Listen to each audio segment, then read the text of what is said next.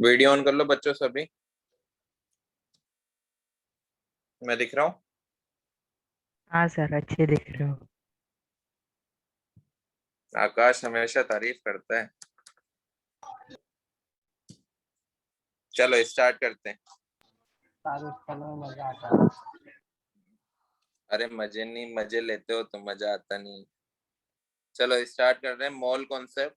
Mall concept से पहले हम थोड़ा सा आईटीसी में जो मॉल्स का बेसिक पढ़ाया जाता है उसका रिवीजन करेंगे, ठीक है। सबसे पहले मैं बता यस देता हूँ सर। आपको एटम क्या होता है। एटम स्मॉलेस्ट पार्टिकल होता है। साथ साथ लिखते चलना बेटा, रिवाइज ही कर रहे हैं, कुछ नया नहीं पढ़ रहे हैं, जल्दी जल्दी लिखते चलना।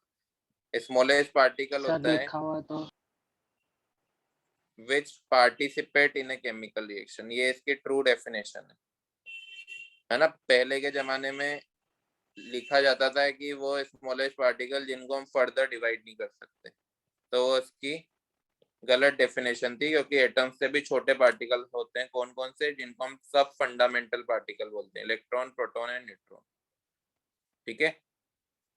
अब एटम की एक छोटी सी गलती तो क्या, इसका एक नेगेटिव पॉइंट है कि ये इंडिपेंडेंट एग्जिस्ट नहीं कर सकता। नो इंडिपेंडेंट एग्जिस्टेंस, ऐसा बोल सकता हूं मैं,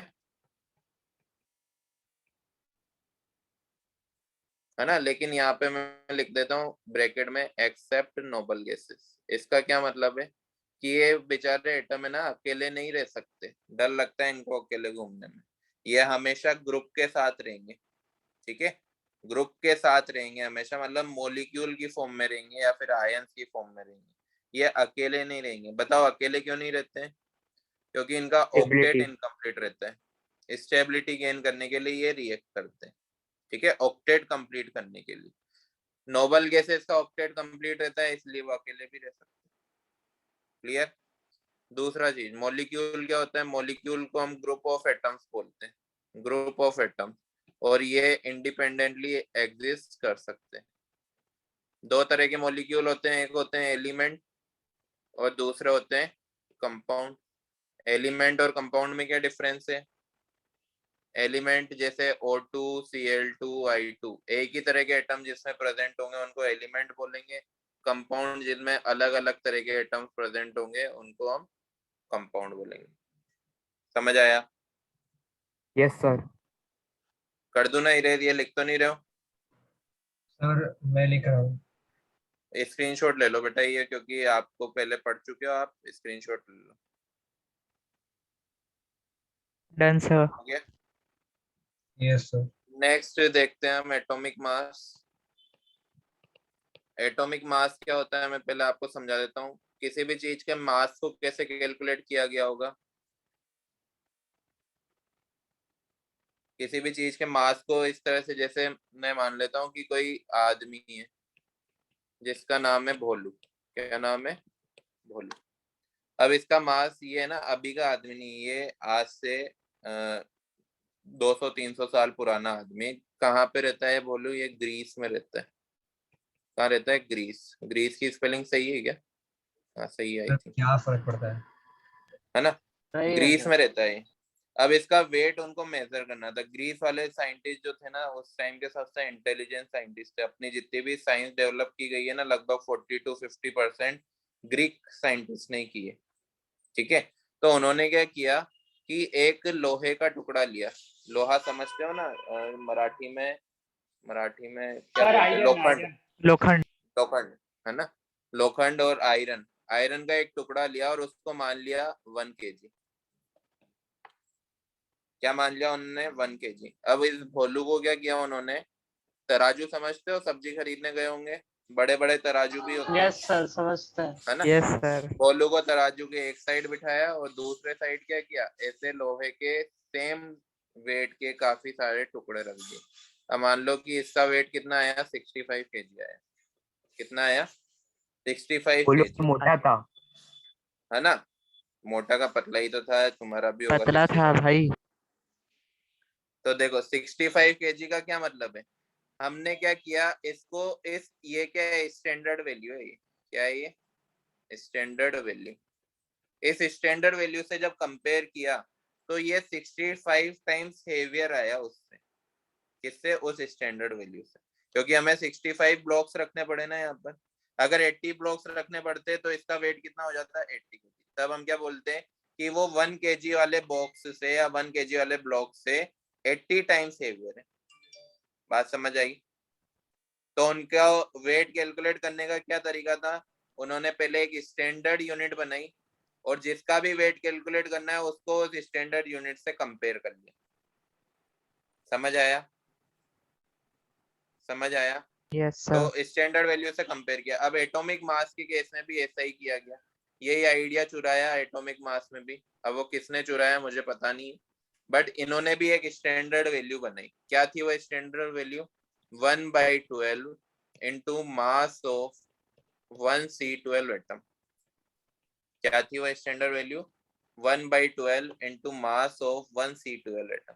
अब जैसे इनको mass of 1 oxygen atom calculate करना था, 1 ऑक्सीजन एटम, तो जब इन्होंने कंपेयर करके देखा इस वाली वैल्यू से, तो वो 16 टाइम्स हेवियर आया। किसके?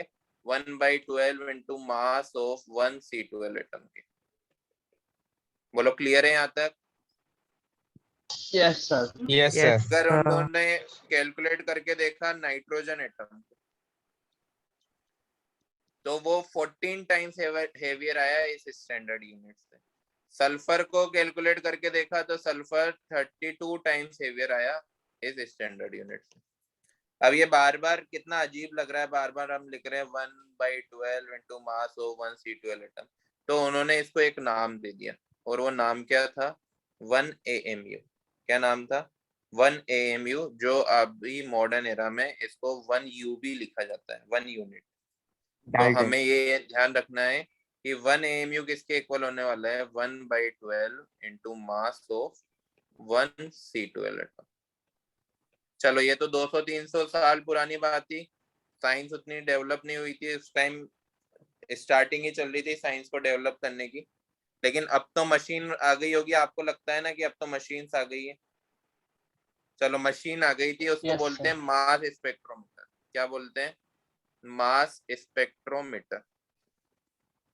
जब वो मशीन आई तो उस मशीन से बताओ पहला एटम किसका मास कैलकुलेट करने को दिया गया होगा उस मशीन में? इसका, इस मास का। इस मास का जब एटम कैलकुलेट किया गया तो वो निकला 1.66। क्या निकला वो?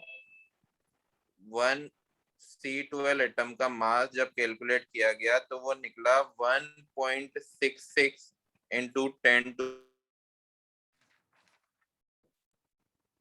क्या निकला वो?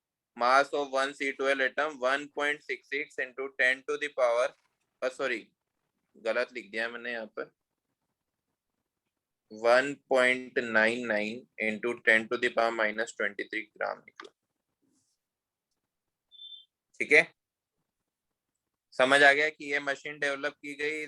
इस मशीन से हमने सबसे पहले वेट किसका निकाला? C12 एटम का, वो भी ग्राम्स में। ठीक है, अब इसकी हेल्प से हम 1 AMU की वैल्यू निकाल सकते हैं। कैसे?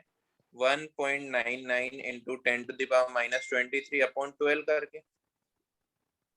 ठीक है, तो ये वैल्यू आ जाएगी, ये वैल्यू आ जाएगी 1.66 इंटू 10 टू द पावर -24, यहाँ पर 23 था, 24 ग्राम, जो कि इक्वल थी 1 अपॉन Na ग्राम के। किसके इक्वल थी? 1 अपॉन Na। Na को जानते हो कौन है? Na है Yes, sir. Avogadro's number. Avogadro's number. Avogadro's number क्या होता है? इसकी वैल्यू, Na की वैल्यू होती है 6.023 इंटू 10 टू द पावर 23। मतलब या तो ये वाली वैल्यू याद रख लो AMU की, या फिर ये वाली रख लो। Na की वैल्यू तो आपको याद रहने वाली है, Na कितना होता है, तो मैं सजेस्ट करूंगा कि आप 1 अपॉन Na याद रखो। जैसे मुझे बोल दिया कि मास ऑफ 1 ऑक्सीजन एटम बताओ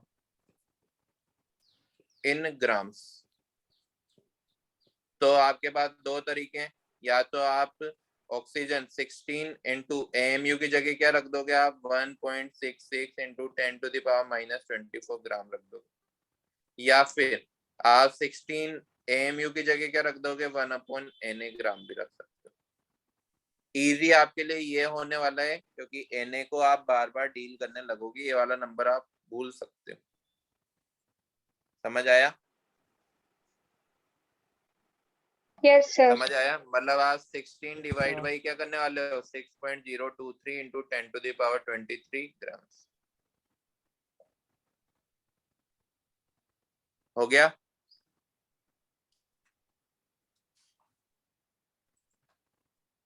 यस सर। चलो नेक्स्ट देखते हैं, मोल्स क्या होते हैं बच्चों। मोल क्या होते हैं? जैसे 1 डजन होता है ना, 1 डजन क्या होता है, 12 क्वांटिटी बताता है, 12 क्वांटिटी बताता है। ठीक है। 1 डेकेड क्या होता है, 10 क्वांटिटी बताता है ना। 1 सेंचुरी क्या होता है, 100 बताता है।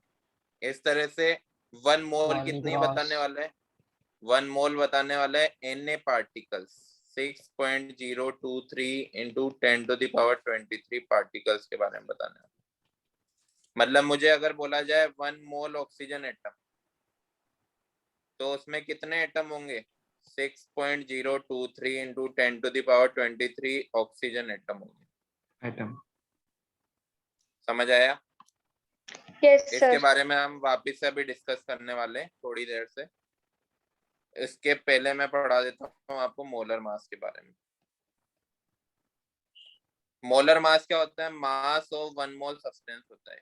क्या होता है, मास ऑफ 1 मोल सब्सटेंस, इसको हम मोलर मास बोलते हैं। इसको हम ग्राम एटॉमिक मास भी बोलते हैं, ध्यान रखना, gram atomic mass. In grams पे लिख देना इसमें, इन ग्राम्स। वो जो एटॉमिक मास करा था ना, इसको हम relative atomic mass, relative mass भी बोलते हैं। कंफ्यूज नहीं होना है ना। अब समझना मोलर मास क्या होता है, मास ऑफ 1 मोल सब्सटेंस। जैसे मुझे कैलकुलेट करना है molar mass of oxygen atom, मुझे ये कैलकुलेट करना है। ध्यान देना बच्चों, रिवाइज कर रहे हैं हम। तो कैसे कैलकुलेट करूं, एक ऑक्सीजन एटम का तो मास याद है ना, मैं 16 AMU। इसको क्या मैं Na से मल्टीप्लाई कर दूं तो 1 मोल ऑक्सीजन का मास हो जाएगा, बोलो, है ना। यस अब सर। देखो 16 AMU को मैं लिख सकता हूँ क्या, 1/Na ग्राम लिख सकता हूँ। AMU को मैंने 1/Na ग्राम लिख दिया। अभी हमने यहाँ पर पढ़ा था 1 AMU इक्वल टू 1/Na ग्राम। ये कहाँ गया, ये था, है ना। इनटू Na, Na से Na कट हो जाएगा, तो ये molar mass of oxygen atom कितना आ जाएगा, 16 ग्राम आ जाएगा। समझ आया क्या डिफरेंस यस है सर। दोनों में? डिफरेंस समझना। ऑक्सीजन का अगर मैं मास लिखता हूँ 16 AMU, तो इसका ये क्या है, इसका एटॉमिक मास है, जो हमें क्या बता रहा है कि ये इसके एक एटम का मास है, 1 एटम का। ठीक है। और अगर मैं इसको लिख देता हूँ 16 ग्राम, तो ये क्या है, इसका मोलर मास है। और ये क्या बता रहा है हमें Na एटम्स के मास को। बोलो क्लियर है?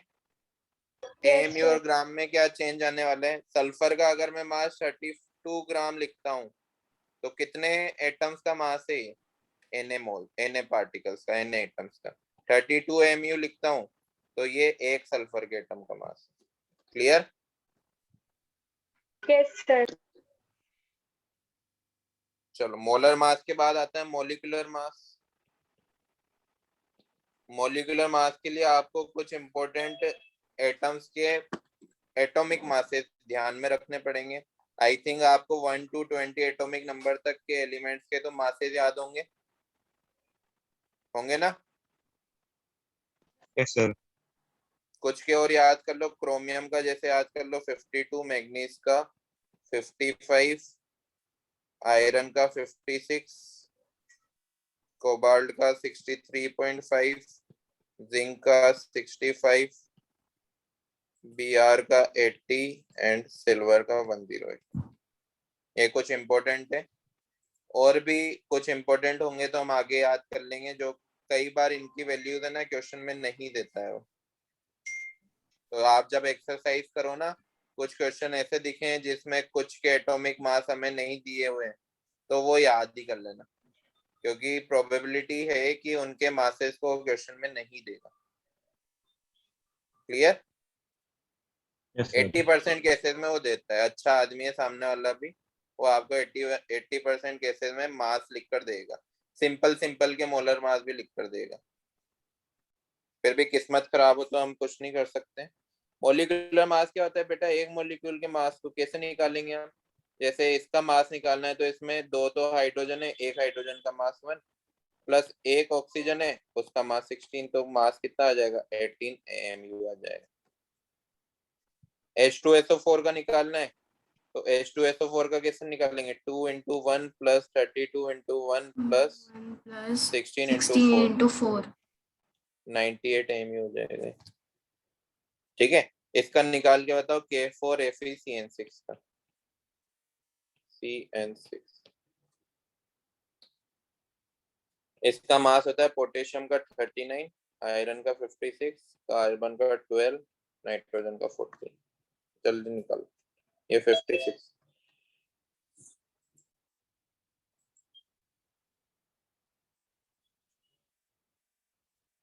कैसे निकालोगे? 39 into 4 plus 56 into 1 plus carbon कितने 6 है ना, या तो 6 into 12 प्लस नाइट्रोजन भी 6 है तो 6 into 40। सम कर देना, आ जाएगा। सिंपल है। Yes, sir. यहाँ पे भी वही खेल है कि अगर मैं H2O के मास को 18 AMU या फिर 18 यूनिट लिखता हूँ, तो ये उसका मोलिकुलर मास क्या है? ये मोलिकुलर मास। अगर मैं इसको 18 ग्राम लिख देता हूँ तो ये इसका मोलर मास है। दोनों में डिफरेंस समझ आ गया ना? Yes, sir. मोलिकुलर मास एक मोलिक्यूल का मास, मोलर मास 1 मोल मोलिक्यूल का मास। Clear? Yes, sir. Yes, sir. Erase कर दूं? Yes, sir. Yes, sir. अब इसके बाद बेटा 3 फॉर्मूले हमें ध्यान रखने हैं। फॉर्मूले को ध्यान में रखने के लिए मैं ये टेबल बस सभी बच्चों को याद करवाता हूँ ताकि आगे कभी कंफ्यूजन ना। इतने क्वेश्चन करोगे इस टेबल को दिमाग में, इतनी बार आप सोचोगे कि आपको ये रट जाएगी। कैसे? बीच में आप मोल्स लिखोगे, यहाँ पर आप गिवन मास लिखोगे, यहाँ पर आप नंबर ऑफ पार्टिकल्स लिखोगे। पार्टिकल्स एटम्स भी हो सकते हैं, मॉलिक्यूल्स भी हो सकते हैं, इलेक्ट्रॉन, प्रोटॉन, न्यूट्रॉन, आयंस कुछ भी हो सकते हैं। ठीक है, यहाँ पे लिखोगे volume of gas at STP. STP के बारे में अभी हम डिस्कस करेंगे। इन लीटर भी लिख देना। अब क्या करेंगे? इन चारों बॉक्स को हम दो दो लाइन से ज्वाइन कर देंगे। ये दो दो लाइन से ज्वाइन कर दिया। मैं बेटा रटने का तरीका बता रहा हूँ काफी, क्योंकि बच्चों को सिंपल से फॉर्मूले में कंफ्यूजन होता है, तो ये अच्छे से रटा जाएगा इस डायग्राम। क्या करोगे? दोनों लाइंस को आप दो अपोजिट एरो से ज्वाइन करोगे इस तरह से। ठीक है? ठीक है, यहाँ तक कोई दिक्कत? No, sir. No, sir. जो एरो मोल्स की तरफ जा रही है, जो भी एरो मोल्स की तरफ जा रही है वहां पे आप डिवाइड का साइन लगा दोगे, और जो एरो मोल से आ रही है वहां पे आप मल्टीप्लाई का साइन लगा दोगे। Clear? Yes, sir. Given mass और मोल्स में रिलेशनशिप बताता है हमें मोलर मास, तो डिवाइड भी मोलर मास से करोगे, मल्टीप्लाई भी मोलर मास से करोगे।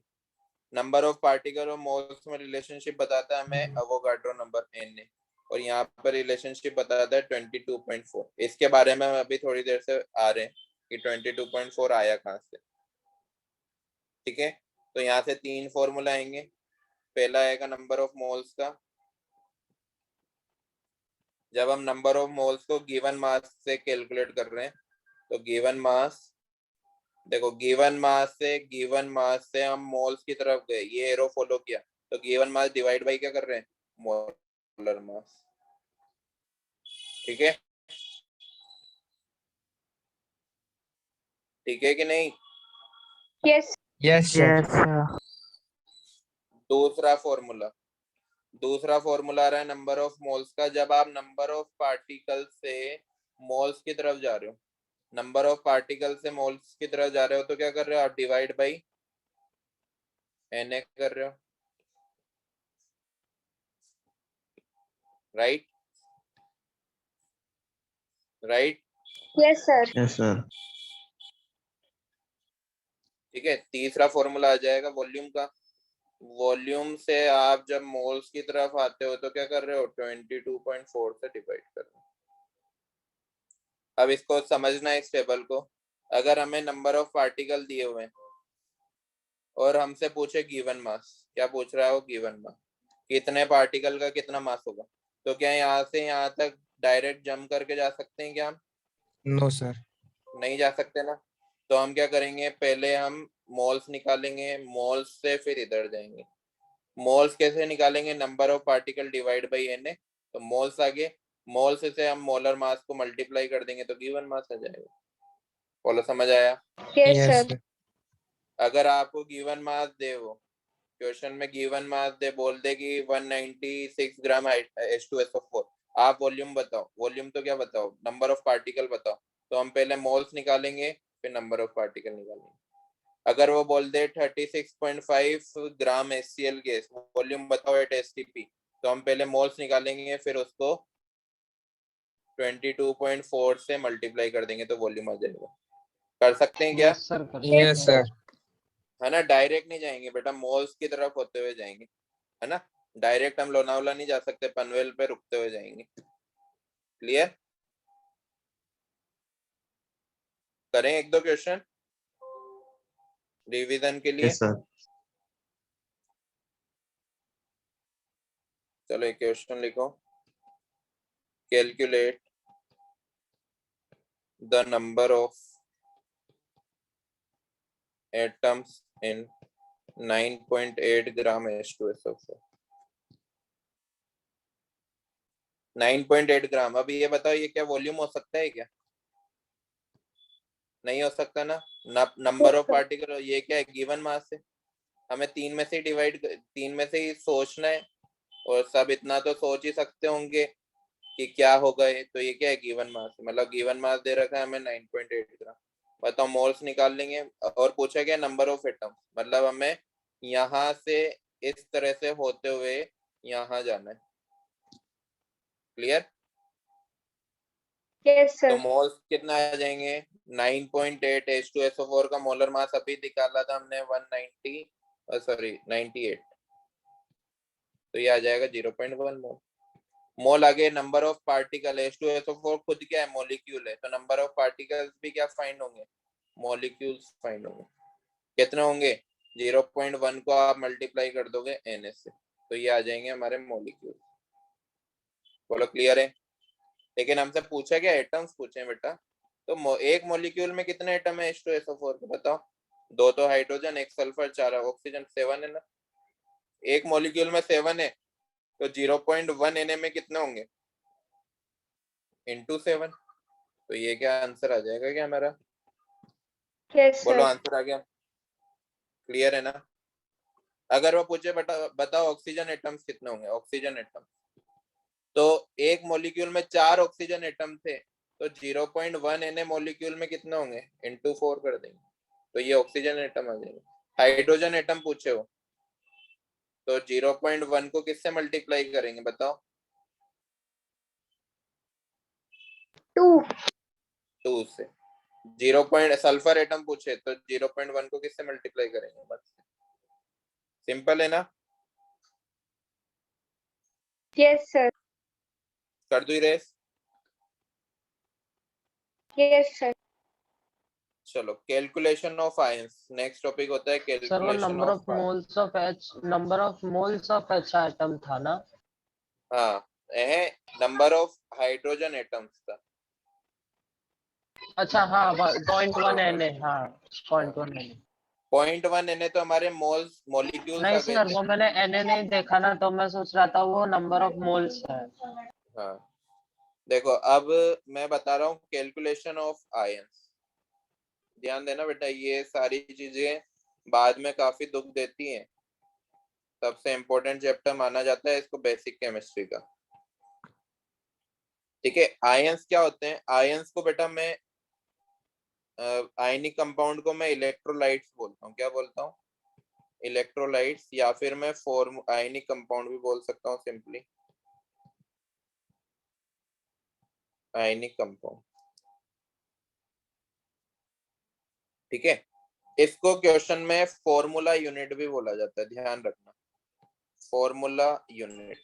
इसका मतलब क्या होगा? इसका मतलब होगा सिंपली नंबर ऑफ मॉलिक्यूल्स। जैसा अगर मुझसे क्वेश्चन में बोल दे number, calculate number of formula unit something something something something, तो हमें क्या कैलकुलेट करना है? उसमें नंबर ऑफ मॉलिक्यूल्स कैलकुलेट करना है। तो ध्यान रखना, फॉर्मूला यूनिट का क्या मीनिंग है? फॉर्मूला यूनिट जो वर्ड है आयनिक कंपाउंड के लिए यूज होता है, और ये सिंपली नंबर ऑफ मॉलिक्यूल्स के इक्वल होता है। समझ आ गया? Yes, sir. ठीक है, आयंस कैसे? इलेक्ट्रोलाइट क्या होते हैं? इलेक्ट्रोलाइट वो होते हैं जो वाटर में जाने के बाद आयंस में डिसोसिएट हो जाते हैं, या जो आयोनाइज होकर आयंस में डिसोसिएट हो जाते हैं, है ना। जैसे NaCl एक इलेक्ट्रोलाइट है, Na+ एंड Cl- में डिसोसिएट हो जाते हैं। MgCl2 को कैसे डिसोसिएट करेंगे हम? ये जो 2 है ये जाएगा Mg के ऊपर, तो ये बनाएगा Mg+2, और Mg के नीचे 1 है ना, ये 1 का जाएगा Cl के ऊपर, तो ये बनाएगा Cl-। उसके बाद इसको बैलेंस कर देंगे। मैग्नीशियम तो एक ही था, क्लोरीन यहाँ पर 2 थे, तो मैंने लिख दिया 2Cl-। बोलो क्लियर है? Yes, sir. AlCl3 को बैलेंस करना है, AlCl3 को डिसोसिएट करना है, तो ये 3 का जाएगा एल्यूमिनियम के ऊपर, Al+3 बनाएगा। एल्यूमिनियम के नीचे का 1 का जाएगा Cl के ऊपर, तो Cl- बनाएगा। बैलेंस कर देंगे इस तरह से। बोलो ठीक है? बोलो। Yes, sir. अरे लड़को तुम भी बोल लो। सर हम तो बोलते हैं सर। वो भी बोलती है हमेशा। सर आपको चाहिए था ना कि Al2O3, लड़कियां बोले, तो आज बोल रही है लड़कियां। वही ना सर। Al2O3, Al2O3 का ये जो 3 जाएगा, ये कहाँ जाएगा? एल्यूमिनियम के ऊपर, Al+3। एल्यूमिनियम का 2 कहाँ जाएगा? ऑक्सीजन के ऊपर, तो ये बना देगा O-2। बैलेंस कर दें इसको, एल्यूमिनियम 2 थे तो यहाँ पर आ जाएगा 2, ऑक्सीजन 3 थे तो यहाँ पर आ जाएगा 2। बच्चों ध्यान देना, ये जो छोटी छोटी चीजें हैं बच्चे लास्ट तक गलती करते हैं, हम परेशान हो जाते हैं जब एग्जाम, जेई मेंस का एग्जाम, जेई एडवांस का एग्जाम आने लग जाता है, तब बच्चे ऐसे ही पूछते हैं, तो फिर हम माथा पकड़ लेते हैं कि क्या किया तुमने 2 साल। ध्यान देना इन चीजों में, ये बिल्कुल बेसिक है, बिल्कुल सिंपल है। यहाँ इधर उधर ध्यान गया तो फिर गई केमिस्ट्री, ऊपर से जाएगी पूरी। क्लियर? कैसे ब्रेक करना है? एक कंपाउंड होता है जिसको कोऑर्डिनेट कंपाउंड बोलते हैं, K4Fe-CN6। पूरा चैप्टर पढ़ेंगे क्लास 12 में, अभी मैं बता रहा हूँ। ये है ना कॉम्प्लेक्स आयन है बेटा। क्या है ये? कॉम्प्लेक्स कंपाउंड है। इनमें जो ये वाला आयन है ना, इसको कॉम्प्लेक्स आयन बोलते हैं। ये फर्दर डिसोसिएट नहीं होता है, तो इसको अगर मुझे ब्रेक करना है ना आयंस में, तो मैं इस तरह से ब्रेक करूंगा। ये जो स्क्वायर ब्रैकेट था इसके नीचे कुछ भी नहीं है, तो हम 1 मानेंगे, 1 का जाएगा पोटेशियम के ऊपर, तो ये ब्रेक होगा K+ में, और इसके नीचे ये 4 है, तो ये 4 का जाएगा इस स्क्वायर ब्रैकेट के ऊपर यहाँ पर, तो ये FeCN6 -4 बन के आएगा। फिर इसको बैलेंस कर देंगे, पोटेशियम 4 थे, FeCN6 तो 1 ही था। तो कभी भी आपको कोई कंपाउंड दिख जाए जिसमें इस तरह के स्क्वायर ब्रैकेट लगे हुए हैं, है ना, तो वो क्या है? एक कोऑर्डिनेशन कंपाउंड है, कोऑर्डिनेट कंपाउंड है। तो उसको आप ऐसे ब्रेक मत कर देना कि आप FeCN6 को भी ब्रेक करने लग जाओ, इसको मत ब्रेक करना, ये डिसोसिएट नहीं होगा। समझ आया? Yes, sir.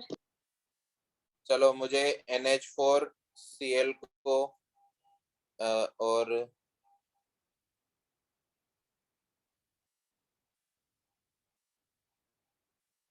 HNO3 को, H3PO4 को ब्रेक करके बताओ। NH4Cl simply NH4 plus and Cl minus में, HNO3H plus and NO3 minus में, H3PO4। ये जो PO4 के नीचे 1, ये 1 का जाएगा H प्लस, और ये जो 3 है वो का जाएगा PO4 के ऊपर PO4 माइनस 3। इसको बैलेंस कर लो, कर सकते हैं ना? Yes, sir sir. कंपाउंड मतलब बनाना आता है? बस कंपाउंड बनाना, हाँ सर कंपाउंड बनाना आता है? मुझे बनाना है सोडियम नाइट्रेट। सोडियम लिखूंगा और नाइट्रेट, नाइट्रेट आयन क्या होता है? NO3 minus. माइनस इसकी वैलेंसी 1, इसकी वैलेंसी 1, क्रॉस मल्टीप्लाई करेंगे तो क्या बचेगा? NaNO3। मुझे बनाना है एल्यूमिनियम फॉस्फेट, तो एल्यूमिनियम लिख दिया, इसकी valency 3, phosphate PO4 minus sir 3 होता है, इसकी वैलेंसी लिख AlPO4 दी 3, 1 टाइम कट जाएगा, क्रॉस मल्टीप्लाई कर देंगे AlPO4। सर PO4 को ब्रैकेट में डालने की नहीं नहीं नेसेसरी नहीं है लगाना, ना? हाँ हाँ नहीं। मुझे बताना है मैग्नीशियम फॉस्फेट, तो मैग्नीशियम फॉस्फेट ऐसे लिख देंगे, मैग्नीशियम की वैलेंसी 2, फॉस्फेट की 3, क्रॉस मल्टीप्लाई करेंगे तो Mg3PO4 होल ट्वाइस। आता है ये सभी को? Yes yes sir. जो सर आता जो है। हम ब्रेक करते टाइम कर रहे थे वही हम क्या कर रहे हैं, इनको जोड़ते टाइम कर रहे हैं, ऐड करते टाइम कर रहे हैं। चलो एक क्वेश्चन करते हैं। Calculate the number of ions produced on dissolving. बेटा जल्दी जल्दी है ना, स्क्रीनशॉट लेते हुए चलना, क्योंकि शताब्दी एक्सप्रेस चल रही है मेरी आज। MgCl2 in water. अब बताओ ये 19 ग्राम क्या है? बताओ Given 19 mass. ग्राम क्या है? Given mass sir mass of है ना, तो MgCl2 मोल्स। गिवन। अब मुझे नंबर ऑफ आयन पूछे, मतलब गिवन मास से हमें पार्टिकल्स की तरफ जाना है, तो पहले मैं मोल्स निकाल लूं। 19 MgCl2 का मोलर मास कितना होगा? MgCl2 का मोलर मास होगा 95, तो ये आ जाएगा 1/5 मोल, है ना। अब मुझे ये मॉलिक्यूल है खुद MgCl2, तो मॉलिक्यूल्स आ जाएंगे कितने? 1/5 N। क्लियर है? मुझे आयंस बताने, तो मुझे ये पता है ना कि MgCl2 जब ब्रेक होता है तो एक तो Mg+2 देता है और 2 Cl- देता है। टोटल कितने आयन दे रहा है? 3 आयन दे रहा है। तो इतने मॉलिक्यूल कितने आयन देंगे? 3 × 1/5 N आयन देंगे। बोलो समझ गए? Yes sir Yes, sir. समझे। Yes sir. कर दो रेस। Yes sir. अगर वो पूछ ले number of magnesium ion, number of Mg+2 ion, तो बताओ एक MgCl2 का जो मॉलिक्यूल है एक ही Mg+2 का आयन देता है ना, तो यस सर। 1/5 NO भी उतना ही देगा इंटू 1। बताओ नंबर ऑफ Cl- आयन पूछ ले, तो एक MgCl2 का आयन 2 Cl- देता है, तो 1/5 Na कितने देंगे? 2 × 1/5 Na। सिंपल है ना? Yes sir. Yes, sir. चलो अब देखते हैं ideal gas equation.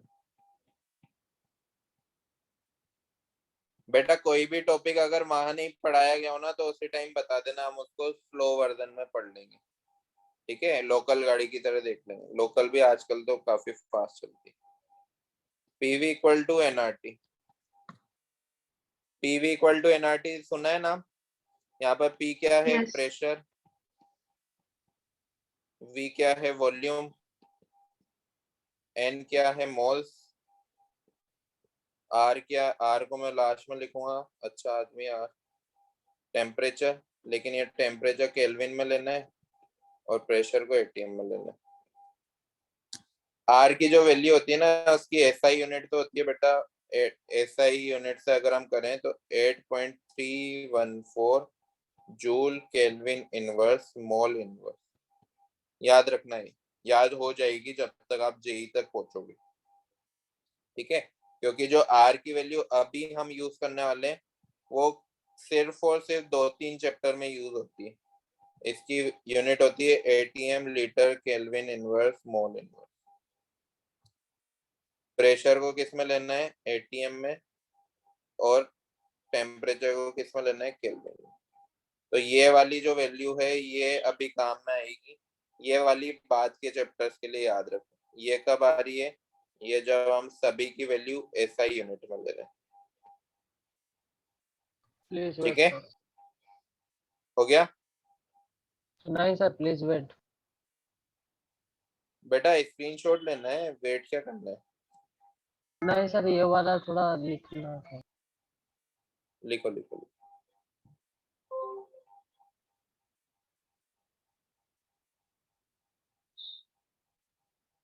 Aniket, Atharva, यश, समझ आ रहा है? सिद्धांत, यस सर, समझ sir. रहा है। कर दो इरेज। Yes, sir. कर दीजिए Yes, सर। sir. बेटा जिसमें भी आपको प्रेशर टेम्परेचर इसकी वैल्यू दिख जाए, मतलब आपको ध्यान आ जाना चाहिए पीवी इक्वल टू एनआरटी लगाना है। ठीक है, तो वो क्वेश्चन मैं नहीं करवा रहा हूँ, आपको सर ने बहुत सारे करवाए होंगे। मैं आपको सिंपली एसटीपी के पास ले जा रहा हूँ। एसटीपी क्या होता है? Standard temperature and pressure. ठीक है, ये जो ओल्ड कन्वेंशन है उसमें हम टेम्परेचर को लेते हैं 0 डिग्री सेल्सियस 273 केल्विन, और प्रेशर को लेते हैं 1 atm। ये इसकी ओल्ड कन्वेंशन है, बट इसी को हम यूज करते हैं। इसकी न्यू कन्वेंशन क्या बोलती है? न्यू कन्वेंशन बोलती है प्रेशर को वो लेती है 1 बार में, और टेम्परेचर को किसी भी fix temperature, any fix temperature. But इसको हम यूज नहीं करते हैं, वी डोंट यूज इट। कभी इसको यूज मत करना, है ना। इंडिया थोड़ा पीछे चलता है तो हम पीछे से ही देखने वाले। क्लियर? इसको यूज करेंगे एसटीपी के लिए हम हमेशा। कर दो रेस। Yes, sir. है ना। अब मुझे क्या करना है? मुझे volume of 1 mole gas calculate करना है 8 एसटीपी। तो मैं क्या करूंगा? पीवी इक्वल टू एनआरटी लगाऊंगा। प्रेशर की वैल्यू एसटीपी पे कितनी लूंगा? 1। वॉल्यूम हमें कैलकुलेट करना है, मोल्स हमें दे रखे हैं 1 मोल। आर की वैल्यू क्या लिखूंगा? 0.0821। टेम्परेचर की वैल्यू क्या लिखूंगा? 273 केल्विन। जब ये सारी वैल्यूज हम अप्लाई करेंगे ना, सिर्फ इसमें अननोन क्या है? वॉल्यूम है, तो वॉल्यूम की वैल्यू आ जाएगी 22.4 लीटर। समझे कहां से आया था 22.4 लीटर? यहाँ से आया था। मतलब 1 मोल गैस का वॉल्यूम कितना होता है? 22.4 लीटर। ठीक है, तो बताओ 2 मोल गैस का कितना होगा? 22.4 इंटू 2। बताओ 3 का कितना होगा? 22.4 इंटू 3। मतलब मैं यहाँ से डायरेक्ट फॉर्मूला बता सकता हूँ मोल्स ऑफ गैस का। Moles of gas is equal to moles of gas is equal to volume of gas upon 22.4। बोलो क्लियर है? यहाँ से आया फॉर्मूला, सर एक बार पिछला है ना। पेज दिखाएंगे। एक दो क्वेश्चन ये लो।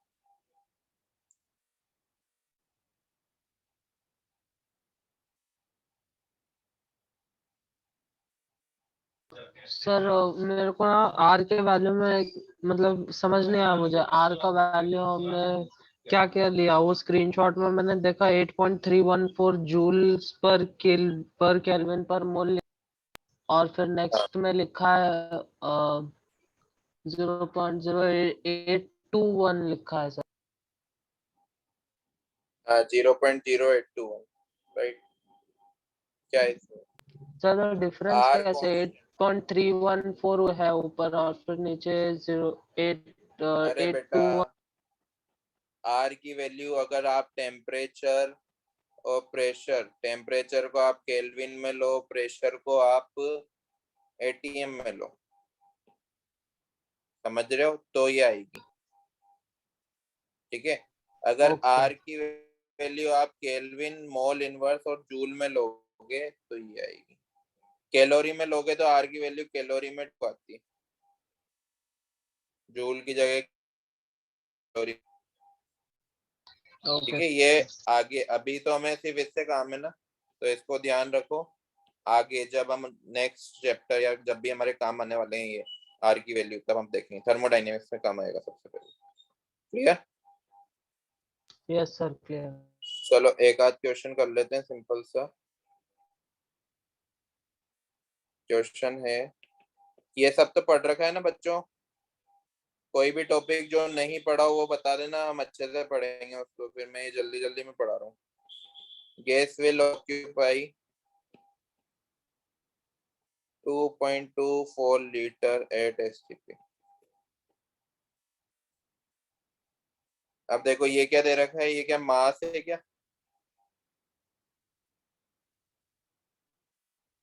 चंद्रेश मास है क्या बेटा? ये No, sir. वॉल्यूम है ना?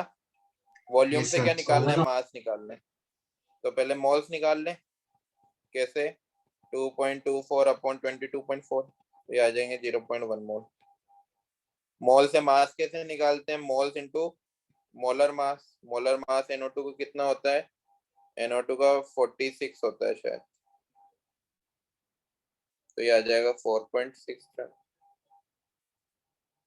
सिंपल है ना? Yes, sir. एक क्वेश्चन करो। Calculate number of atoms in 1 drop of water of volume 0.18 ml। अब बताओ ये क्या है? वॉल्यूम है क्या? ये वॉल्यूम ही है ना? वॉल्यूम है, लेकिन किसका है? लिक्विड का है। तो यहाँ पे आइडियल गैस इक्वेशन मत लगा देना, 22.4 मत यूज कर लेना, है ना? ये लिक्विड का है, यहाँ पर डिफरेंट चीज है। अब आपको वाटर की डेंसिटी तो याद ही होगी। वाटर की डेंसिटी क्या होती है? 1 ग्राम पर ml, यही होती है ना? तो आप वाटर Yes का sir. मास भी बता सकते हो। मास कैसे निकालेंगे? डेंसिटी से वॉल्यूम को मल्टीप्लाई कर देंगे, तो 0.18 इंटू 1, तो ये क्या आ जाएगा? 0.18 ग्राम। अब मास आ गया है, नंबर ऑफ एटम्स पूछे, पहले मोल्स निकालो, फिर मॉलिक्यूल्स निकालो, फिर एटम्स निकालो। मोल्स कितने हो जाएंगे? 0.18 डिवाइड बाई 18, तो ये आ जाएगा 0.01 मोल। मॉलिक्यूल्स कितने हो जाएंगे? Na से मल्टीप्लाई कर दो, 0.01 Na। एटम्स कितने हो जाएंगे? एक मॉलिक्यूल में 3 एटम है, तो 3 into 0.01 Na। Clear? Yes sir, clear. कर दो इरेज बच्चों। Yes sir. अब एक चीज ध्यान रखना, इंपॉर्टेंट लगा के, नंबर ऑफ ग्राम एटम्स पूछता है वो, नंबर ऑफ ग्राम एटम्स, और पूछ सकता है नंबर ऑफ ग्राम मॉलिक्यूल्स। तो बच्चे मास कैलकुलेट करने लग जाते हैं और पता नहीं क्या क्या कैलकुलेट करने लग जाते हैं। ग्राम मॉलिक्यूल्स, इसका सिंपली मीनिंग होता है नंबर ऑफ मोल्स। क्या मीनिंग होता है इसका? Number of moles of atom और number of moles of molecule. ध्यान रखना बच्चों, ये कंफ्यूजिंग होता है काफी। ग्राम एटम्स का मतलब ही number of atoms, number of moles है। ठीक है, आप नंबर ऑफ एटम्स कैलकुलेट मत करने लग जाना, या फिर नंबर ऑफ मास कैलकुलेट मत करने लग जाना। वो क्या पूछ रहा है क्वेश्चन में? नंबर ऑफ मोल्स बताओ। क्लियर? Yes, sir. जैसे एक क्वेश्चन है, calculate the mass of 3 gram atoms of sulphur. अब बच्चों का दिमाग खराब हो जाएगा, अरे मास तो दे ही रखा है ना सर, क्या क्वेश्चन बता रहे हो। तो 3 ग्राम एटम्स का मतलब क्या है, 3 moles of sulphur atom. Moles दे रखा है तो मास कैसे कैलकुलेट करोगे, 3 इंटू 32, तो ये आ जाएगा 160 ग्राम, ये आंसर है। तो ग्राम एटम समझना कि ये मोल्स दिए हुए हैं, ग्राम ये मास नहीं दिया हुआ है, समझ गए। सर 96 आएगा ना? अच्छा 96 आएगा क्या, ओके।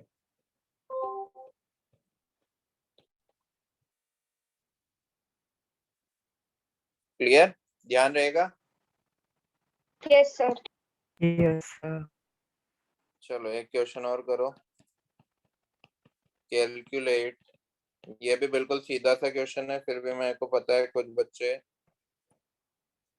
गलत करेंगे। पहला क्वेश्चन है 96 ग्राम मैग्नीशियम और दूसरा क्वेश्चन है 96 AMU magnesium. Number of atoms बताने, जल्दी आंसर बताओ।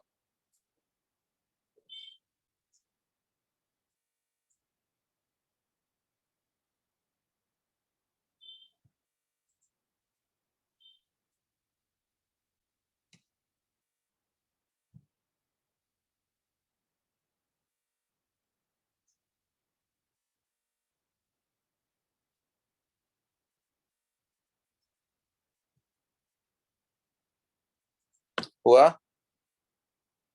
No sir, please wait.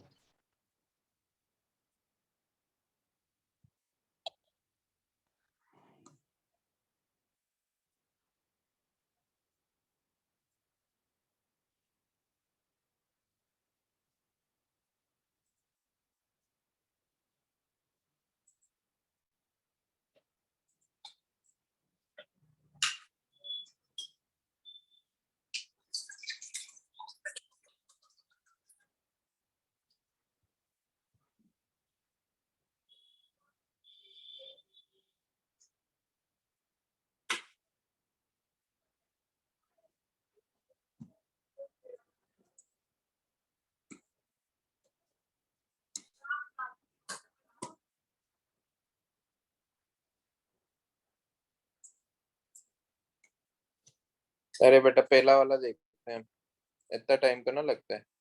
Moles sir पहला वाला हो गया सर, 4 Na आया, 4 Na एटम्स। 96 अपॉन 24, तो ये आ जाएंगे 4 मोल। एटम्स कैसे निकलेंगे, ये mg खुद एक एटम है ना, तो डायरेक्ट एटम्स निकलेंगे, मॉलिक्यूल्स तो निकलेंगे नहीं, तो 4 Na एटम्स। दूसरा वाला सिंपल ही है ना बेटा, mg के 1 mg का क्या मास होता है, 24 AMU। एक का इतना होता है, तो 96 AMU कितने का होगा, 4 एटम्स। सिंपली, इसमें कंफ्यूज क्या होना है, वही मैंने बोला था, वो सबसे सिंपल क्वेश्चन है, फिर भी बच्चे कंफ्यूज होते हैं। ठीक है, अब मुझे बताओ, इलेक्ट्रॉन प्रोटॉन न्यूट्रॉन तो कैलकुलेट करना आते हैं। Yes sir. कोई सिंबल है, उसमें यहाँ जो ऊपर लिखा होता है उसको मास नंबर बोला जाता है, यहाँ जो नीचे लिखा रहता है उसको एटॉमिक नंबर बोला जाता है। नंबर ऑफ प्रोटॉन क्या होते हैं, जितना एस का एटॉमिक नंबर है। नंबर ऑफ इलेक्ट्रॉन भी नंबर ऑफ प्रोटॉन के बराबर होंगे in case of neutral Spacey.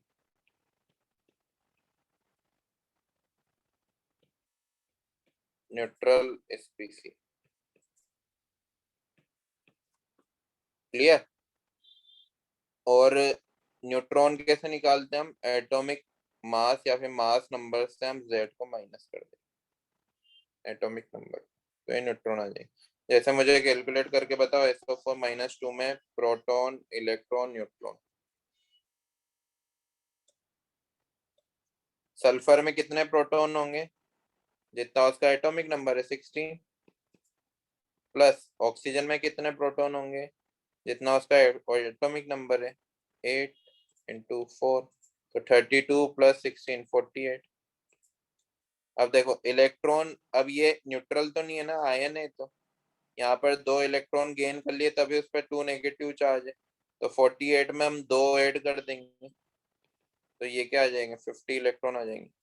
Neutron कैसे निकालेंगे, सल्फर में 32 माइनस 16, तो 16 तो सल्फर में, प्लस एक ऑक्सीजन में 8 होते हैं, 16 माइनस 8 तो 8 इंटू 4, तो ये भी 48 आ जाएंगे।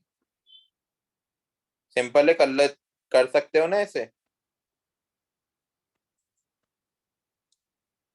क्वेश्चन करें इसका भी, आवाज नहीं आ रही है, हेलो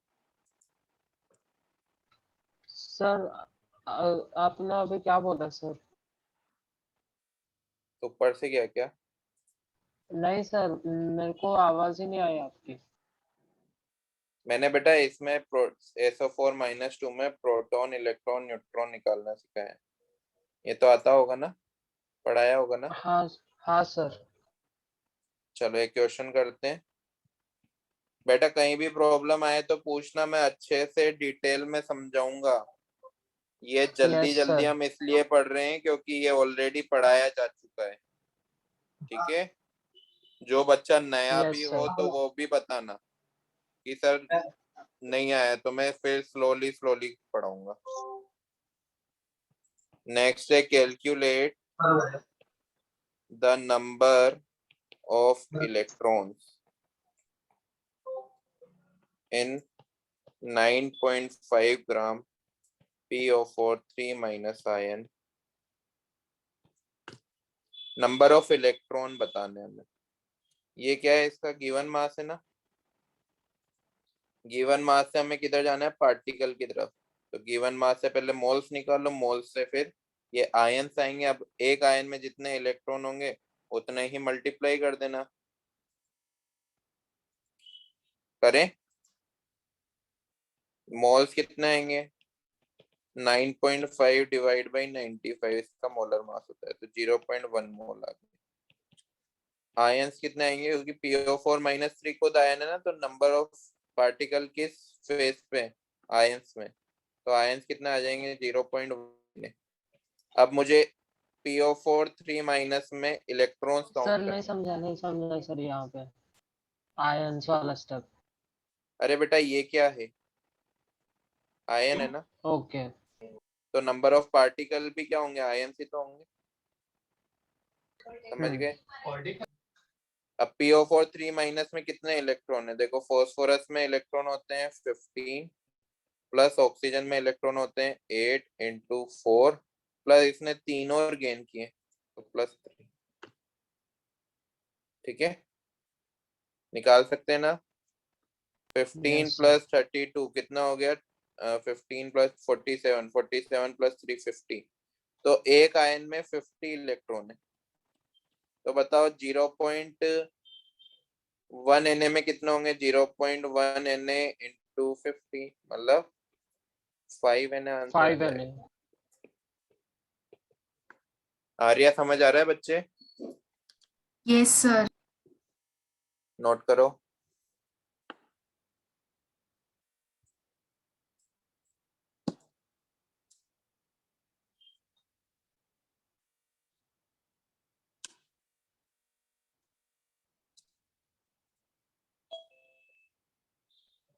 आज अपना हीरो कैसे नहीं बोल रहा है, अरे सर आज शक्तिमान की शक्ति चली गई। शक्तिमान सर। चलो कर दो इरेज।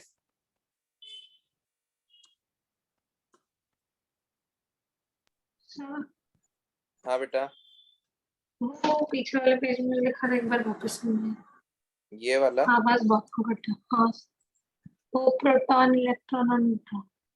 ये बताऊं आपको, यस। देखो बेटा, किसी भी कंपाउंड या फिर आयन या फिर एटम में कैसे हम, जैसे मुझे H2O में प्रोटॉन काउंट करने, H2O में पहले मैं हाइड्रोजन को देखूंगा, एक हाइड्रोजन में प्रोटॉन कितने होंगे, जितना हाइड्रोजन का एटॉमिक नंबर होता है, तो हाइड्रोजन का एटॉमिक नंबर कितना है, 1 है ना, यहाँ पे हाइड्रोजन कितने हैं, 2, तो मैंने 1 इंटू 2 कर दिया। अब ऑक्सीजन को देखूंगा, प्लस करके ऑक्सीजन में कितने, ऑक्सीजन का एटॉमिक नंबर कितना है, 8, तो उसको मैं +8 कर दूंगा, एक ही ऑक्सीजन था तो N2 1 कर दूंगा।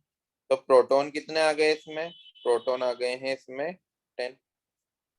ओके सर, समझ वो समझ गए? मैं ऊपर कंफ्यूज हो गई। हाँ यस। हाँ, अब ये प्रोटॉन निकाल लिए। अब इस वाले में देखो इलेक्ट्रॉन, ये अब ये आयन है, तो proton is not equal two electron होने वाले। मैंने यहाँ पे बताया था कि ये दोनों इक्वल कब होंगे? जब ये न्यूट्रल होंगे, जब जो स्पीसी दी हुई है वो न्यूट्रल हो, तभी तो दोनों चार्ज बैलेंस होंगे और न्यूट्रल हो जाएंगे।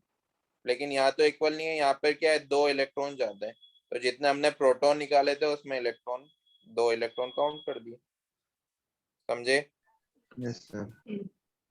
न्यूट्रॉन कैसे निकालोगे? ये जो एटॉमिक मास दिया हुआ होता है, जैसे फास्फोरस में 31 है और इसका एटॉमिक नंबर 15 होता है, तो इसमें न्यूट्रॉन कैसे आएगा? 31 - 15, तो ये आ जाएंगे 16, और फिर उन सभी को सम कर दोगे। क्लियर? यस। चलें आगे। चलो नेक्स्ट टॉपिक है कैलकुलेशन ऑफ चार्ज। चार्ज को कैसे कैलकुलेट करते हैं? जैसे मुझे O-2 आयन दिया हुआ है, इस पे चार्ज इन 2 इलेक्ट्रॉन की वजह से ये, वरना न्यूट्रल होता है, तो होता ना? बोलो, यस आवाज नहीं आ सर। रही बच्चों? 2 इलेक्ट्रॉन की वजह से ये 2 इलेक्ट्रॉन निकाल दे तो ये न्यूट्रल बन जाएगा। तो 2 इलेक्ट्रॉन पे चार्ज है, यस तो सर। 2 इंटू 1 इलेक्ट्रॉन पे कितना चार्ज होता है? 1.6 इंटू 10 टू 1.6 द -19 कूलम। यही होता है ना एक इलेक्ट्रॉन पे चार्ज। यस तो सर। ये टोटल चार्ज आ जाएगा O-2 पे। बताओ PO4 -3 पे कितना चार्ज है? तो इस पे चार्ज है 3 into 1.6 into 10 to the power -19 coulomb. बताओ NH4 प्लस पे कितना चार्ज है? +1 चार्ज है ना इसमें, तो एक प्रोटॉन पे की वजह से चार्ज आ रहा है, तो 1 इंटू प्रोटॉन पे भी कितना चार्ज होता है? इतना ही होता है जितना इलेक्ट्रॉन पे होता है, तो 1 into 1.6 into 10 to the power -19 coulomb. निकाल सकते हैं किसी भी आयन पे चार्ज? Yes sir. बोलो। अब मुझे क्या कैलकुलेट करना है? Charge of 1 mole electron. क्या कैलकुलेट करना है? Charge of 1 mole electron. 1 mole electron का चार्ज कैसे करूंगा? मुझे एक इलेक्ट्रॉन का तो चार्ज पता है, 1.6 into 10 to the power -19 coulomb, यही होता है ना? उसको मैं Na से मल्टीप्लाई कर दूं। Na क्या होता है? 6.023 इंटू 10 टू द पावर 23। बोलो। जब मैं इसको यस सर। मल्टीप्लाई करूंगा ना, तो बेटा ये आएगा 96500 कूलम, है ना? और इसी को हम बोलते हैं चार्ज ऑफ 1 मोल इलेक्ट्रॉन को 1 फेराडे। क्या बोलते हैं? 1 फेराडे। समझ आया? मतलब मैं यहाँ से लिख सकता हूँ कि 1 फेराडे की वैल्यू क्या होने वाली है? 96500 coulomb. Clear? Yes sir, clear है। समझ आया ना? अब एक क्वेश्चन करके देखते हैं। नोट किया है ये? यश, कावेरी, श्रेया, सर कर रहा हूँ सर। समझ आया बेटा ये? हाँ सर, आया। Yes, sir. Yes, sir.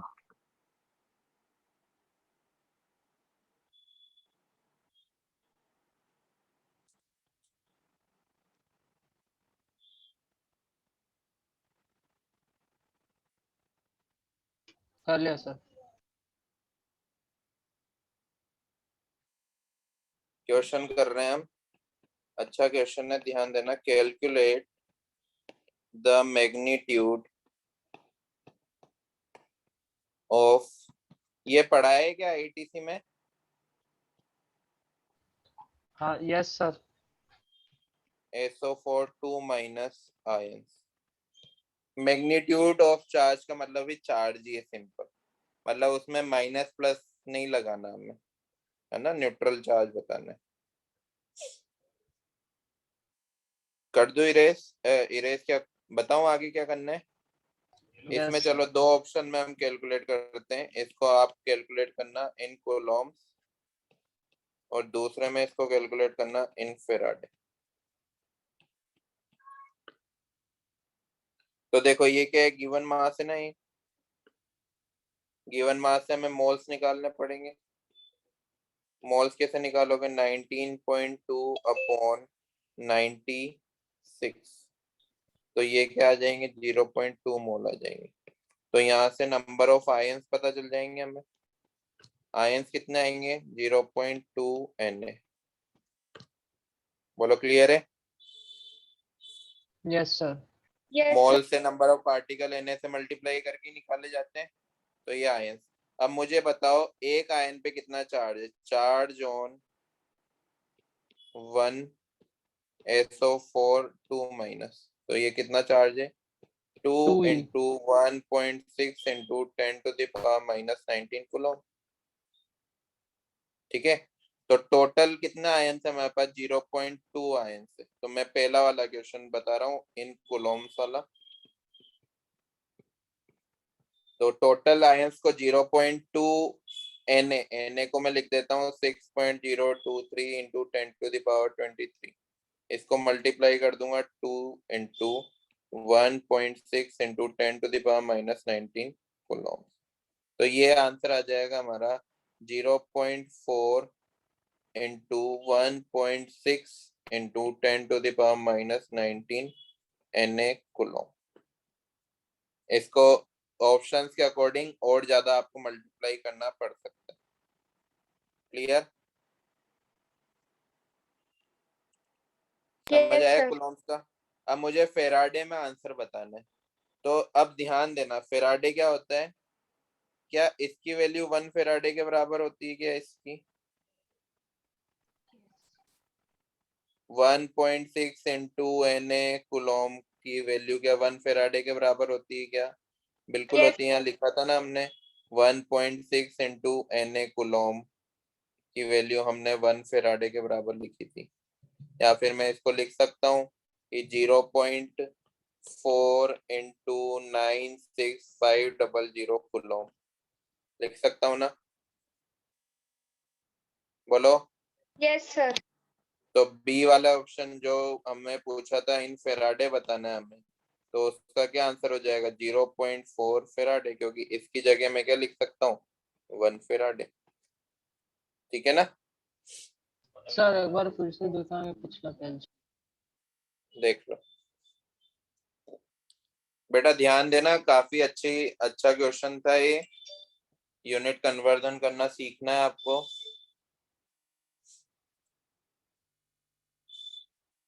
समझ आया, इसकी वैल्यू 1 सर फेराडे। मतलब 1 मोल पे 1 फेराडे रहता है चार्ज।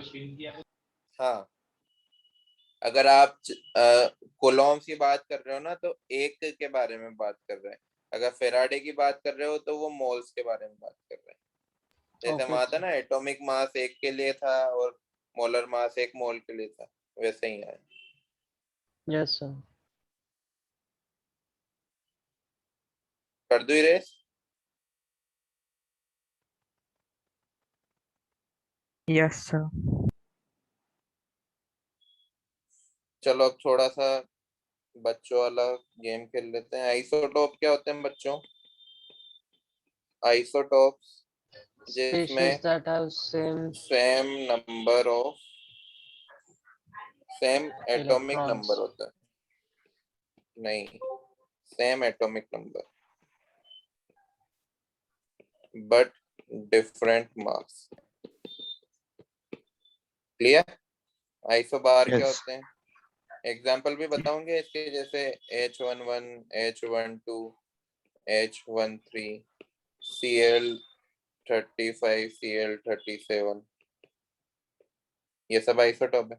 आइसोबार्स कौन होते हैं, जिनका same mass but different atomic number. Different same atomic number.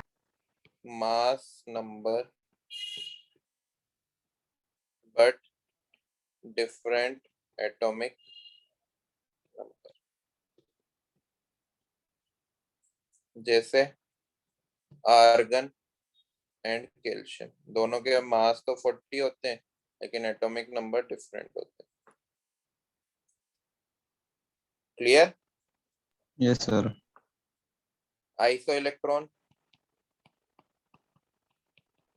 Iso electronics भी बोलते हैं, आइसो इलेक्ट्रॉन भी बोलते हैं, जिनमें सेम नंबर ऑफ इलेक्ट्रॉन हो, Electrons.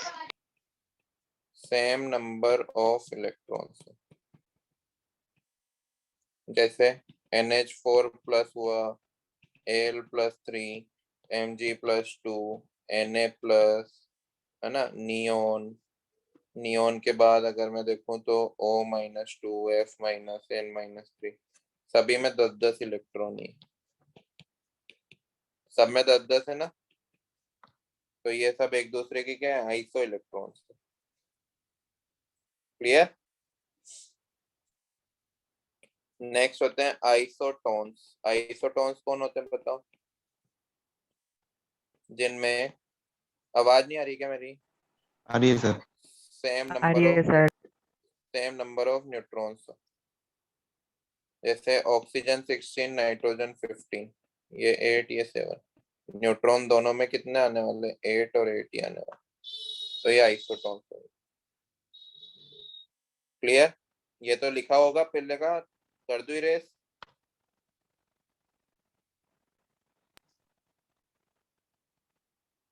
बोलो।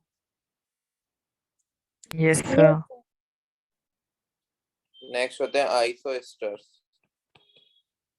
आइसोएस्टर्स कौन होते हैं बताओ? मॉलिक्यूल्स विद, ये पढ़ा है क्या पहले? No same sir. Number of, लिख लो फिर इसको वहीं, same number of atoms and same number of electrons, इनको हम आइसोटर्स बोलेंगे, आइसोएस्टर्स बोलेंगे। CO2 और N2, इसमें अगर हम एटम्स काउंट करें तो इसमें भी 3 है, इसमें भी 3 है।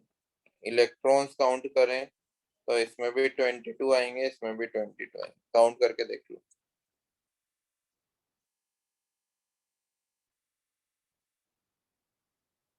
क्लियर। सर तो ये वो आइसोस्टर्स आइसो इलेक्ट्रॉन्स ही होते हैं क्या? Iso electronic species. Iso electrons में नंबर ऑफ एटम्स भी सेम हो जाए तो उनको हम आइसोएस्टर्स बोलते हैं। ठीक है। Okay. Evolve next form topic है of iso electrons. Average atomic mass. ये पढ़ा है क्या आपको पहले? No sir. ये नहीं नो पढ़ाया? सर। चलो यहाँ से अपना मोल कॉन्सेप्ट फिर स्टार्ट होता है समझना। ठीक है, स्लो वर्जन पे आ गए हैं अब हम। देखो बच्चों ध्यान दो, कार्बन के है ना 2-3 आइसोटोप होते हैं, जैसे C12, C13, C14। Atomic number तो सेम ही होगा। आइसोटोप वो होते हैं जिनके एटॉमिक नंबर सेम हो, एटॉमिक मास डिफरेंट हो। लेकिन हम जब भी अभी तक पढ़ते हुए कार्बन का कौन सा मास पढ़ते हुए आए हैं, ये तो बताओ इन दोनों ने क्या बिगाड़ा है? इनको तो स्ट्राइक कर देनी चाहिए, खाना पीना छोड़ देना चाहिए, है ना। इन्होंने ये बिगाड़ा है कि ये काफी कम अमाउंट में, है ना। डेमोक्रेसी किधर है? इधर है। ये जब नेचर में पाए जाते हैं ना तो ये लगभग 98% पाए जाते हैं, और ये बेचारे 1-1% भी नहीं पाए जाते। तो इस वजह से हम इनको इजीली नेग्लेक्ट कर सकते हैं। बोलो समझ आया? Yes, sir. Yes sir. तो हम इसका मास याद करते हैं क्योंकि ये मेजोरिटी में, है ना। राहुल गांधी को कौन पूछता है? अभी कोई नहीं पूछता, सब मोदी मोदी करते रहते हैं। क्यों? क्योंकि वो डेमोक्रेसी में जीता है ना, विन किया है उसने। क्लियर। लेकिन सभी के साथ ऐसा नहीं होता बेटा। अब जैसे क्लोरीन है, क्लोरीन के भी 2 आइसोटोप होते हैं, Cl35 एंड Cl37। जब मेजोरिटी नहीं आती है तो क्या करती है गवर्नमेंट? मिली जुली सरकार बनाती है ना। किसी और पार्टी से 10 सीट आप दे दो, 20 सीट आप दे दो, ऐसे करती है। यस तो यहाँ सर। भी वही होता है। यहाँ पे अब देखो, ये जो पाया जाता है Cl35, ये जब पाया जाता है 75%, और ये पाया जाता है 25%। अब ये भी एक ऐसा नंबर है जो एक सिग्निफिकेंट अमाउंट है, हम इसको नेग्लेक्ट नहीं कर सकते, है ना। नहीं कर सकते ना। चाहे वो कम हो, लेकिन इसको ऐसे बिल्कुल लाद देके तो नहीं कर सकते ना, भगा नहीं सकते इसको भी मानना पड़ेगा। तो हम क्या करते हैं, इसका एवरेज एटॉमिक मास निकालते हैं। क्या निकालते हैं? एवरेज एटॉमिक मास। इसी वजह से क्लोरीन का मास हम क्या लिखते हैं? 35.5 लिखते हैं। ये उसका एटॉमिक मास नहीं है, ये उसका क्या है? एवरेज एटॉमिक मास है। बात समझ आई? बात समझ आई? sir. एवरेज एटॉमिक मास क्या होता है? Yes, जब sir.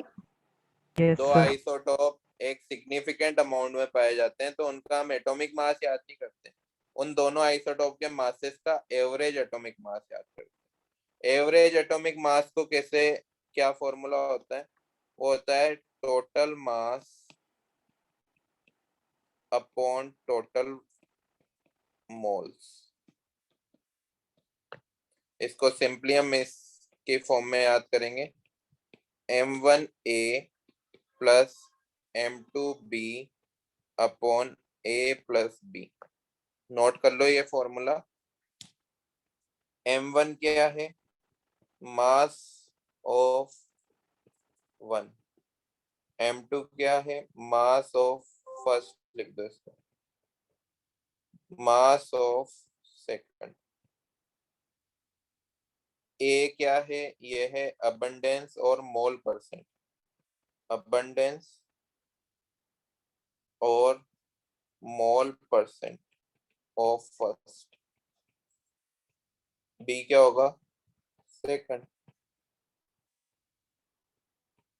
Clear? Clear? Yes, sir. Yes, sir. Sir abundance और किस चीज में दिया जा सकता है? मतलब सिर्फ परसेंटेज में ही दिया जाएगा ना? हाँ बेटा, परसेंट में, ये वो इतना परसेंट है। ठीक है, अब देखो यहाँ पर अगर मैं क्लोरीन का मोलर मास निकालू, क्लोरीन का, ठीक है, तो कैसे निकालूंगा? m1 का मास कितना है? 35 है, और ये पाया कितना जाता है? 75% पाया जाता है, प्लस m2 कितना आता है? 37, और ये पाया कितना जाता है? 25% पाया जाता है, अपॉन 75 प्लस 25, 100। तो ये जो क्लोरीन का मास आएगा ना, 35.5 है, जो कि क्या है? इसका एवरेज एटॉमिक मास है। ध्यान रहेगा। Yes, sir. एक क्वेश्चन कर लेते हैं इसके ऊपर। द एटॉमिक मास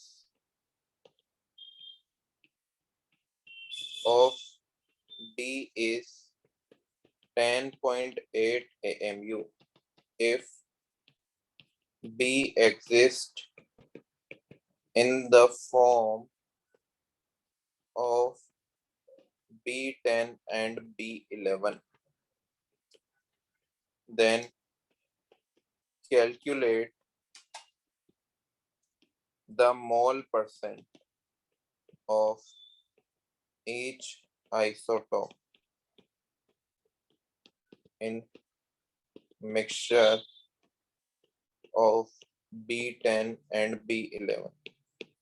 बेटा स्क्रीनशॉट ले लेना क्योंकि टाइम होने वाला है, मैं डायरेक्ट करके बता रहा हूँ। क्वेश्चन रीड करो एक बार।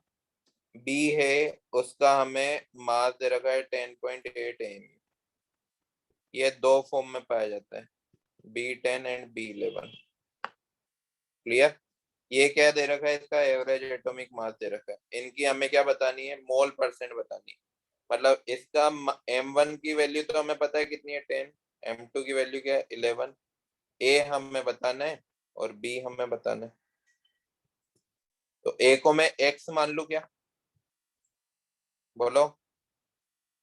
Yes, yes sir. सर। तो b क्या हो जाएगा? 100 minus x। 100 minus x. Clear? फॉर्मूले में रखें डायरेक्ट, स्क्रीनशॉट लो इसका। लिया? Yes, sir. फॉर्मूले में रखते हैं 10.8 इक्वल टू m1 कितना था? 10 इंटू एक्स, m2 कितना था? 11 इंटू 100 माइनस एक्स, अपॉन क्या आएगा? 100। तो ये हो जाएगा 1080 इक्वल टू 10x प्लस का 1100 माइनस का 11x। तो x की वैल्यू आ जाएगी 20%। तो बताओ B10 कितना था 20%, तो B11 कितना होगा 80%। इजी है ना? हाँ sir. Yes, sir. sir. Note करो या स्क्रीनशॉट लो, नेक्स्ट क्लास में इसी के आगे हम पढ़ेंगे। हमारा मोल कॉन्सेप्ट चैप्टर स्टार्ट हो चुका है, रिवाइज हमने आईटीसी कर लिया है आज। तो आप भी अपने पुराने नोट्स देखो जो केएसपी सर ने पढ़ाए थे, और आज भी कुछ अगर नया देखा है तो वो भी रीड करो। वो पढ़ोगे तभी ये मोल कॉन्सेप्ट समझ आएगा। ठीक है, नेक्स्ट क्लास में अच्छे रिवीजन करके आना। ठीक है बच्चों, yes sir. Yes, sir. Bye Bye, sir. Thank you, sir. Bye, sir. Thank thank you, you sir. Sir, have a nice evening. Have a nice day, sir. आज के नोट्स भेज दोगे क्या ग्रुप पे? बेटा आज के नोट्स तो मैंने ऐसे रफली बनाए, अच्छा चलो फिर ठीक भी है। भेज दूंगा। Thank you sir. ठीक है, मिलते मैं हैं सर। किसी और ग्रुप के भेज दूंगा बेटा, है ना, किसी और के जिनको मैंने पूरा पढ़ा है ना उसके भेज दूंगा।